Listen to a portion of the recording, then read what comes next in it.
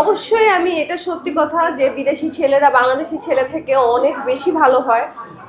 বিদেশি ছেলেরা অনেক লয়াল হয়, অনেক ভদ্রতা জানে, অনেক ম্যানারিজম জানে। বাংলাদেশি ছেলেরা আসলে জানে না মেয়েদের সাথে কোন মেয়েদের সাথে কিভাবে কথা বলতে হয় বা কিভাবে অ্যাপ্রোচ করতে হয়। সো আমি কোনো বাংলাদেশি কোনো ছেলেদেরকে ছোট করতেছি না। আসলে আমার লাইফে আমি যেরকম দেখেছি, হয়তো আমার ব্যাড লাগ যে আমার এরকম ছেলেদের সাথে পরিচয় হয়েছে, কিন্তু আমি বিদেশি ছেলেদেরকে দেখেছি ওরা অনেক ম্যানারিজম জানে and they are very very very loyal. Cinema আসলে বলেছিলাম যে এই বছরে সিনেমা করার ইচ্ছা আছে, বাট যেরকম স্ক্রিপ্ট আসে বা বললাম না বাংলাদেশের নায়ক সংকট, আমার একটা নায়কও পছন্দ হয় না। যেসব নায়ক আসে কাজ করার জন্য আমার সাথে, আমার একটা নায়কও আমার কাজ করতে আসলে ওইভাবে ইচ্ছা করে না। বাট তারপরেও যদি ডিরেক্টর সবসময় ভালো হয়, ডিরেক্টর আমাকে কনভিন্স করতে পারে, তাহলে আসলে আমি নতুন পুরানো কোনো ম্যাটার করে না, যে কোনো কারোর সাথে আমি কাজ করতে আগ্রহী। কিন্তু তারপর আমার নিজের একটা পছন্দও আছে যে ওর সাথে আমি কাজ করব বা ওর সাথে কাজ করব।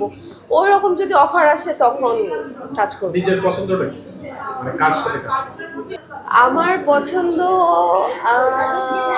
যেমন আমার আরফিন শুভকে খুব ভাল লাগে, সাকিব খানকে খুব ভাল লাগে, সিয়ামকে ভাল লাগে। আর কোথায় আরও নায়ক আছে? রাজ রাজ দুর্দান্ত অ্যাক্টিং করে। আর তো কেউ নেই, এই তো আমি চারজনের নাম বললাম। বলছি সিয়ামের কথা বলছি। ও মাই গড, আমি আরফান নিশোর কথা ভুলে গেলাম, নিশো ভাইয়ের কথা আমি ভুলে গেলাম। নিশো ভাইয়ের ডাই হার্ট ফ্যান আমি সো সরি, আমি নিশো ভাইয়ের কথা ভুলে গেছি। নিশো ভাই আমার নাম্বার ওয়ানে, নিশো ভাই। কিভাবে ভুলে গেলেন নিশুভাইয়ের কথা? আমি আসলে স্ট্রেসে ভুলে গেছি, আই এম সো সরি।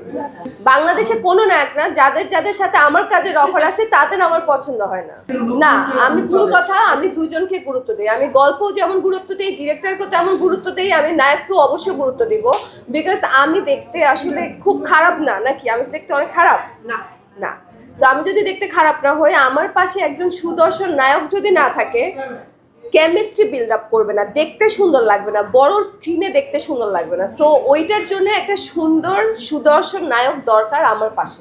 না না না, আমার বিদেশ যাওয়ার কোনো পরিকল্পনা নেই, বাট আমার প্ল্যান আছে আমি আমার ফ্যামিলিকে বিদেশে পাঠিয়ে দিব। আমি এখানেই থাকবো, বাংলাদেশেই থাকবো। বাট আমারও বিদেশে আসলে আমার সব ফ্রেন্ডসরাই বিদেশে চলে গেছে, আমি বাংলাদেশে থাকবো। ওয়ালটন এখন দেশের সীমানা পেরিয়ে পৌঁছে গিয়েছে 50টিরও বেশি দেশে। ওয়ালটন, ঘরে ঘরে বিশ্বজুড়ে।